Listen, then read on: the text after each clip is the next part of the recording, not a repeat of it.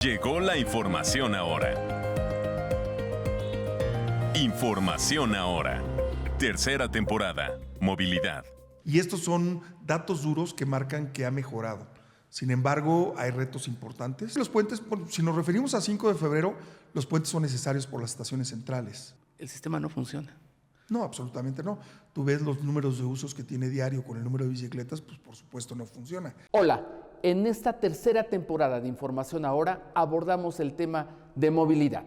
En esta ocasión entrevistamos a Gerardo Cuanalo Santos, director de la MEC, licenciado en Economía por el Tecnológico de Monterrey, diputado local del 2009 al 2012, regidor del 2012 al 2015 y diputado federal del 2015 al 2018, secretario de Turismo Municipal durante la administración de Luis Bernardo Nava y titular de la MEC desde mayo del 2022. Es un político de larga trayectoria, cuestionado precisamente por eso, por no ser un técnico. En esta entrevista destaca los logros de la administración de Mauricio Curi, defiende el proyecto de la 5 de febrero y hace un severo análisis del sistema de bicicletas de la ciudad.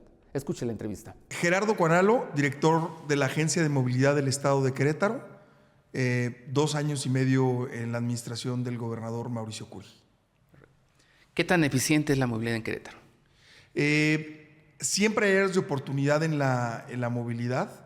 La movilidad, sobre todo, tiene que ver mucho con infraestructura, con mejora de infraestructura, y en la medida de que haya más infraestructura, se mejorará la movilidad. Yo creo que la obra que se hizo de 5 de febrero funcionó mucho para ir avanzando en temas de movilidad en la ciudad, pero el reto siempre es mejorar la infraestructura. En la pirámide de movilidad, el transporte público juega una parte fundamental, creo que es la tercera escala en la pirámide. ¿Qué tan eficiente es el servicio público? Ha mejorado mucho, los datos duros lo dicen. Tenemos de 71 rutas a 110 rutas, tenemos de 430 autobuses a 910 autobuses, tenemos una renovación del parque vehicular, tenemos tiempos de frecuencia mucho menores que antes, tenemos más usuarios de hace 2 años, tenemos el 70% más de usuarios de hace 2 años, y estos son datos duros que marcan que ha mejorado. Sin embargo, hay retos importantes en la movilidad. Nunca, al ser un servicio donde más de 400,000 usuarios lo utilizan, siempre va a haber áreas de oportunidad y mejoras, pero sin duda creo que las bases están sentadas para que se pueda cada día trascender más en la movilidad. ¿Qué pasó en los últimos años? De atender a más de 700,000 usuarios, se pasó a atender solamente a 400,000. ¿Qué pasó? ¿Qué fracasó? Lo primero fue la pandemia, sin duda cambió los esquemas de movilidad de los usuarios. Y segundo, que la pandemia llegó en el momento donde el modelo que se tenía del transporte público no era el adecuado para poder soportar la pandemia y además para poder realmente proyectar la movilidad con respecto a Querétaro. Hay que recordar que Querétaro es de las entidades con mayor crecimiento en todo el país. Y esto implica que cada día hay que ir aumentando servicios, hay que ir aumentando infraestructura, y las bases no estaban sólidas para poder lograr este reto que tiene nuestro estado. O sea, me estás diciendo que los planes y programas de calzada, por ejemplo, que empieza con Red Q, y luego lo que sigue con el señor Domínguez, ¿no estaban bien sustentados? Lo que pasa es que era una visión diferente del transporte. Anteriormente se pensaba que el transporte lo iban a solucionar los concesionarios ganando dinero y explotando el servicio.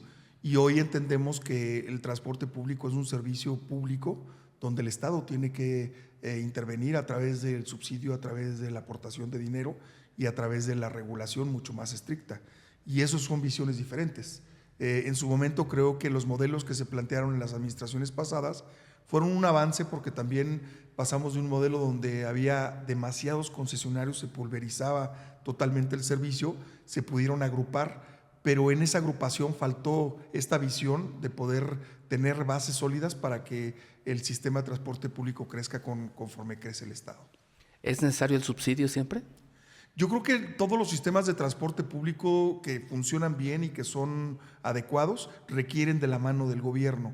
Y esto porque la tarifa y el costo del transporte impactan directamente en la vida de la mayoría de la gente, sobre todo la gente que menos tiene en nuestro estado es quien utiliza el transporte público, y siempre el dinero público pues ayuda mucho a que se generen oportunidades de educación, de comercio, de salud, de convivencia, y como lo dice el gobernador Mauricio Curi, es el mejor programa social que podemos implementar. Hay expresiones que nos han manifestado aquí que debería de llegarse incluso a la gratuidad en algún momento. Esto en aras de la pirámide de movilidad y de que pudiera tener beneficios incluso hasta para la salud, el ahorro en infraestructura. ¿Sí compartes esta visión de que en algún momento pudiéramos llegar a esto? Hay tendencias a nivel mundial que sí marcan que la tendencia es que sea cada día más económico el transporte. No sé si la gratuidad sería lo mejor, pero sí poder tener una visión de que cada día sea menor el costo para el usuario del transporte público. Pero esto va directamente proporcionado también a la capacidad de los gobiernos para poder implementar una política en este sentido. Yo creo que un gobierno tiene muchas responsabilidades, no solamente la movilidad, tiene responsabilidades de movilidad, de salud, de promoción del empleo, de la movilidad. Y bueno, yo creo que parte del objetivo que tiene que tener un gobierno es de balancear el presupuesto para lograr ese objetivo. Pero sí hay tendencias a nivel mundial donde el transporte debería ser gratuito.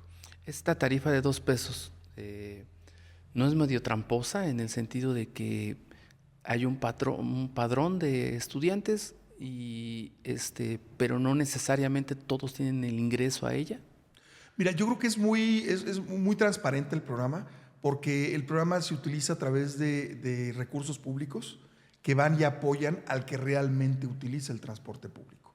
Esto lo que significa es que si un estudiante tiene la tarifa de 2 pesos y la utiliza, entonces entra en función el apoyo económico de parte del gobierno. Esto lo hace muy eficiente, lo hace muy transparente.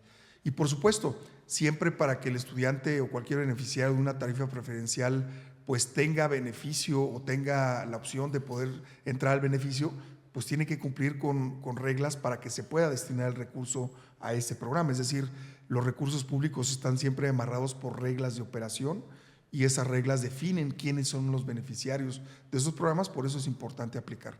Pero cada día hemos simplificado mucho más el acceso, cada día lo hemos hecho más sencillo y cada día es más fácil. Hoy, por ejemplo, los estudiantes no refrendan en todo el año su uso de la tarifa, y hoy el registro lo pueden hacer en línea a través de la aplicación y es relativamente sencillo. Entonces sí se requiere un esfuerzo para poder acceder a una tarifa preferencial. El esfuerzo de este gobierno, la administración de este gobierno, ¿consideras que es el rumbo correcto hacia el transporte público? Yo creo que este gobierno sentó las bases, sin duda, para que el transporte público se vaya adecuando a lo que la ciudad va creciendo. Es decir, hay retos, por supuesto que hay retos. Un reto que hoy tenemos pues es la integración del sistema urbano con el suburbano.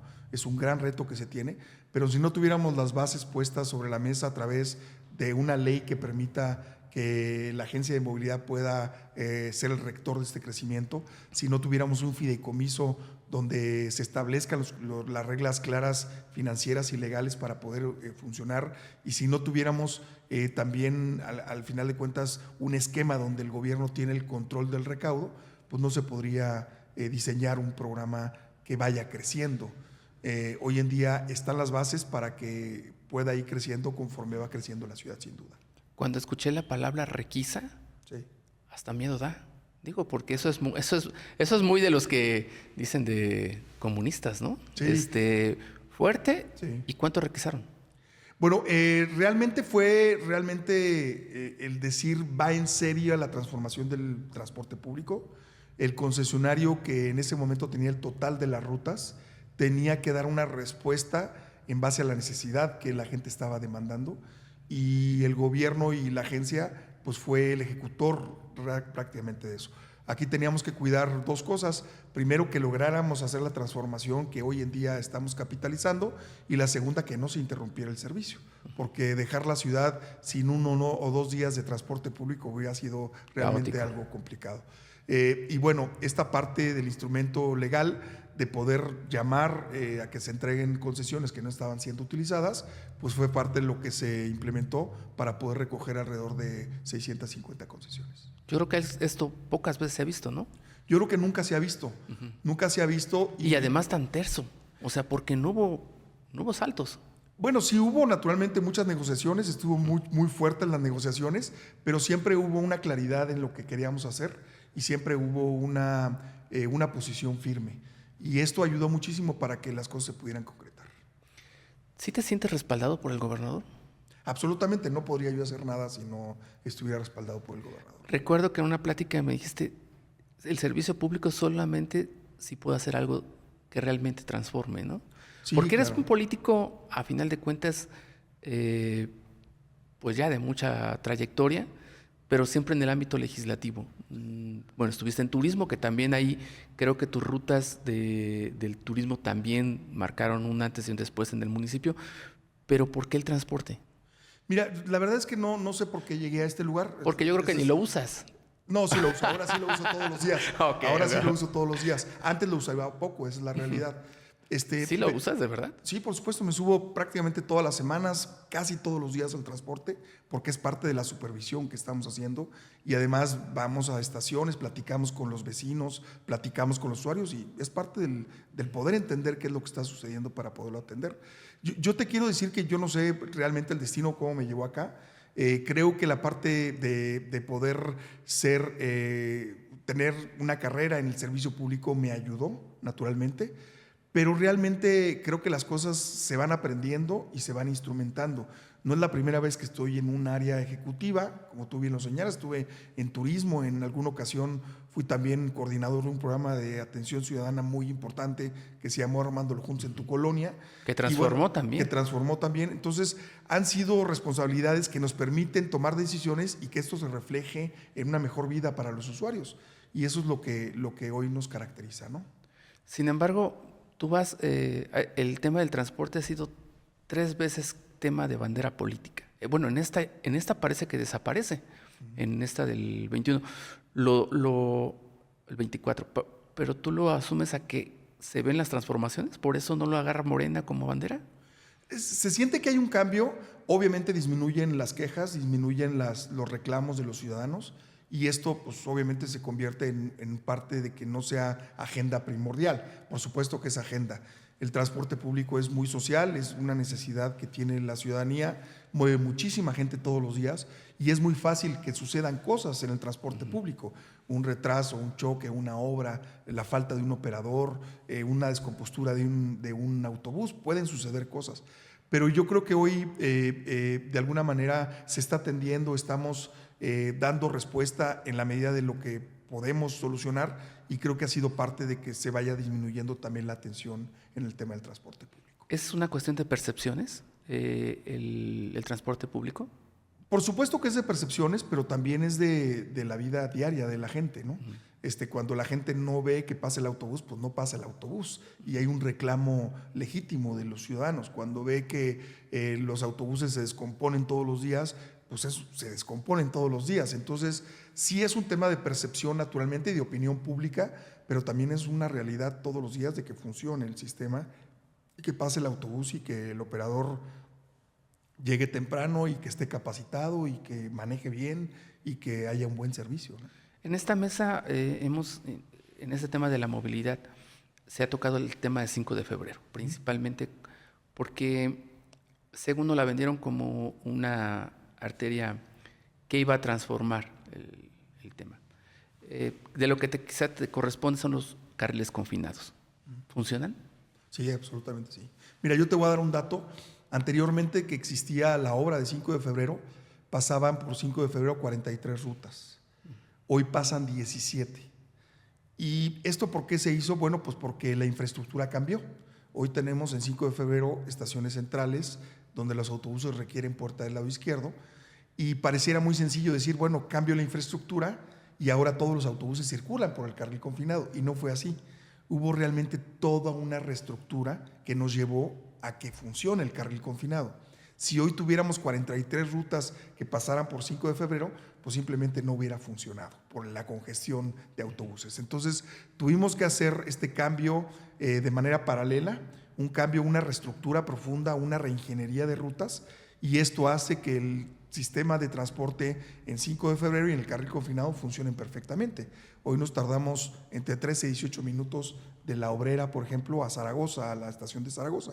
Y esto cada día es más común, que tú vayas en el automóvil a una velocidad mucho menor que la que va el autobús. Y esto te va dando quién tiene la prioridad en la movilidad en esa vialidad, ¿no? En la autocrítica, ¿qué le faltó a esa avenida? Mira, yo creo que desafortunadamente los tiempos cuando se planteó muchas veces no fueron acorde a lo que se planteó inicialmente, y esto generó una confusión importante. Un año de retraso, ¿no Exacto. te parece como un poquito? Sí, pero afortunadamente fue un tema meramente de comunicación, creo yo, más que en el fondo. Hoy se ven pues todos los puentes peatonales, se ve toda la infraestructura, se ve todo el cableado subterráneo, se ven los carriles confinados, se ven las 7 estaciones, se ve el funcionamiento, y creo que al final de cuentas se siente en la ciudad cómo se mueve la ciudad, y esto naturalmente que es positivo para el desarrollo del Estado. Dicen los activistas que entre más puentes peatonales, menos preferencia al peatón, que hay una visión cochista. ¿Compartes que hay una visión cochista? Yo creo que los puentes, bueno, si nos referimos a 5 de febrero, los puentes son necesarios por las estaciones centrales, ¿no? Yo creo que tiene que existir esa infraestructura. El peatón debe de tener los espacios los más adecuados para poder realizar su traslado, pero también, bueno, esto habla de una micromovilidad, y en la ciudad como Querétaro, que es amplia, que es con crecimiento, pues se requiere también esquemas de movilidad con mayor alcance. Y esto es lo que hoy te da la bicicleta, te da el transporte público y también te da el vehículo. Entonces tiene que existir una compatibilidad entre los esquemas de movilidad, y para eso se requiere infraestructura como los puentes peatonales. 3 últimas preguntas. Desde la agencia, ¿cómo observan a los municipios? Por ejemplo, Querétaro, que por lo menos tiene una Secretaría de Movilidad, que yo creo que ese es un avance importante. Sí. Corregidora tiene la suya, el Marqués no lo tiene. Pero ¿cómo ven desde la agencia el actuar de los municipios con estas secretarías de movilidad? Sí. Mira, es un gran reto, la verdad lo tengo que decir, es un gran reto, porque la visión del municipio y la focalización de los municipios es totalmente diferente a la de la agencia. Es decir, ellos tienen mucho más arraigado el tema de infraestructura, de micromovilidad, de peatonalización, de lo que tiene que ver con bicicletas. Y hoy en la agencia estamos tomando una visión del manejo del transporte público, pero que van a tener que converger en algún momento, ¿no? Y este es un área de oportunidad, porque en la medida de que tú tengas una buena coordinación entre las instancias municipales y la instancia estatal, pues se pueden resolver muchos problemas. Ya lo vimos con claridad, por ejemplo, con el manejo de las estaciones del transporte público. Cuando se logró que los municipios le dieran en comodato a la agencia el manejo del transporte público, el manejo de las estaciones, y que las estaciones se consideren como parte del sistema de transporte público, la dinámica cambió totalmente. Claro. Y yo creo que a la medida de que podamos integrar diferentes modalidades de movilidad, ese va a ser el éxito de nuestra ciudad. Que cuando tú llegues a una estación, encuentres una estación de bicicletas y que te lleve a tu destino. O que si llegas a una estación de bicicletas tengas las banquetas necesarias para poder llegar a tu destino. Y esto va en función del origen-destino de la movilidad de los usuarios. Y en la medida que tengamos esta integración, va a funcionar mejor la ciudad, y eso es parte del reto que tenemos. ¿Crees tú que han cumplido los municipios con el tema de las ciclovías, con el tema de la utilización de la bicicleta? Mira, yo creo que se han hecho esfuerzos muy importantes en generar la infraestructura desde pasadas administraciones, y creo que se planteó un modelo de bicicletas donde en algún momento se pensaba que iba a funcionar. Mas, sin embargo, como estuvo planteado desde un inicio y lo que sucedió, que además sumó la pandemia, hoy tenemos un modelo totalmente agotado en que funcione un sistema de bicicletas, ¿no? Un sistema de bicicletas tan importante que tiene que ser y tan necesario que debe de ser para una ciudad con una buena movilidad, pues no tiene que ser en ese modelo. Y por lo tanto creo que se tiene que modificar el modelo y se tiene que cambiar la visión de cómo debe de funcionar un sistema de bicicletas. Es lo más real que he escuchado de parte del gobierno, porque siempre tratan de justificar lo injustificable. El sistema no funciona. No, absolutamente no. Tú ves los números de usos que tiene diario con el número de bicicletas, pues por supuesto no funciona. tú te vas a ver a la Ciudad de México cómo funciona el sistema con el número de bicicletas y te das cuenta que sí funciona. Entonces yo creo que esa es la parte que tenemos que mejorar, que se tiene que hacer sinergia y que el sistema de bicicletas no es independiente de la movilidad, tiene que haber integración. Esa es una parte fundamental. Y la última pregunta, ¿cuándo consideras tú que podríamos llegar a tener un servicio público de pasajeros? Ya no nos vayamos a Dinamarca, vayamos a una ciudad un poco más cercana, ¿no? Quizá el de la Ciudad de México, ¿te parece efectivo? Mira, han avanzado muchísimo, sin duda. La cantidad de personas que se mueven en el transporte público es totalmente diferente y desproporcionado a Querétaro. ¿Nuevo León, quizá? Nuevo León va avanzando también muy bien. Sin embargo, son diferentes modalidades por la amplitud de la ciudad, por la infraestructura que cuentan ellos y por los diferentes esquemas de movilidad. Yo creo que Querétaro hoy en día ha avanzado muchísimo. Yo creo que hemos crecido muchísimo, que se ha consolidado muchísimo y que yo estoy seguro que en los próximos años tenemos todo para realmente llegar a un sistema bien consolidado, que sea seguro, que sea confiable, que sea económico y que sea sobre todo un sistema que tenga la cobertura total en el sistema, ¿no? en el territorio. Y esto, naturalmente, que estoy seguro que en esta administración se va a poder consolidar. Te van a criticar mucho. ¿Por qué?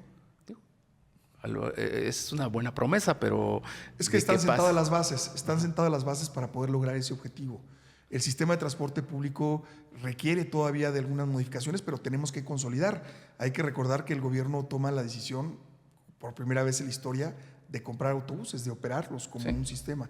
Y esto nos ha permitido a nosotros aprender mucho del sistema de transporte público. Y esto se traduce en exigirle más a los concesionarios.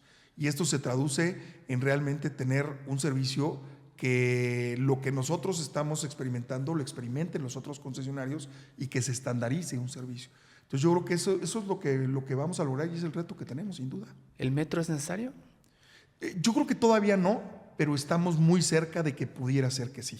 Es decir, el metro te selecciona un volumen de gente que se requiere de movilidad en ciertos lugares. Naturalmente que la inversión es muy importante y sobre todo lo que requieres para la operación es mucho más importante. Por lo tanto, tiene que pensarse muy bien en dónde se invierte el dinero para que sea lo más eficiente posible. ¿Tren elevado? También es una alternativa. Tren elevado, cablebuses, más infraestructura en carriles confinados, más autobuses. ¿Tú por dónde irías? ¿Mandé? ¿Tú por dónde irías? Yo iría en la consolidación en este momento del sistema de transporte público y una vez que se consolide, esperar a que sigan aumentando los ascensos como hasta hoy lo han ido haciendo, para entonces pensar en un futuro en poder ver la proyección financiera para un esquema de diferente calado, ¿no? Yo creo que se pueden solucionar varios problemas con la infraestructura que tiene la ciudad, pero habría que ver cuál es el más adecuado, de dónde a dónde y si financieramente es el indicado. Eres un político. Y ya la última. A muchos les emociona bastante y a mí a lo mejor, pero no tanto. El hecho de que venga un tren, el hecho de que hayan anunciado un tren, como que se nos viene un pequeño caos, ¿no? Si no tenemos bien planteado dónde va a ser la estación, qué va a pasar. ¿No sientes tú que el anuncio del tren es muy padre, pero que implica mucho trabajo? Sí, sin duda. Un cambio de esta naturaleza con toda la integración que va a haber, no solamente con la Ciudad de México, sino Guadalajara y Monterrey que se pueda dar, y el punto de donde se vaya a desarrollar la infraestructura, pues va a generar un crecimiento desproporcionado de la infraestructura y, por supuesto, la demanda de servicios, entre ellos el transporte público. No, imagínate, hasta 2 horas de venir a trabajar de la Ciudad de México aquí. O sea, es como, le va a quedar más cerca que ir a cualquier otro punto, ¿no? Exactamente, esas son las cosas buenas y los retos pues siempre van a existir, pero creo que depende mucho de dónde defina el gobierno federal la ubicación, va a ser la forma de los retos que se puedan hacer. Ahora, también hay experiencias que hoy se pueden entender. Tenemos la experiencia, por ejemplo, de Mérida, qué es lo que sucedió, qué infraestructura se requirió, dónde se puso la estación, el caso de Campeche, qué es lo que sucedió con el Tren Maya. Entonces, hoy tenemos, o lo que está sucediendo entre Toluca, Santa Fe y la Ciudad de México, hay elementos hoy que te dan ya una experiencia de cómo debe de darse ese desarrollo, ese crecimiento y la implementación de infraestructura. Pero en tema concreto, Esto tiene que venir acompañado de una inversión importante de infraestructura. Perfecto, muchas gracias. Al contrario.